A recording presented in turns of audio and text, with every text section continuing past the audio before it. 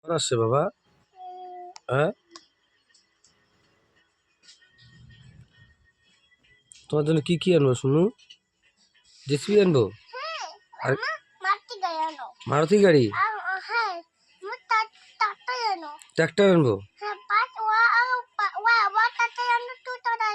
One tractor আনবো, two tractor আনবো।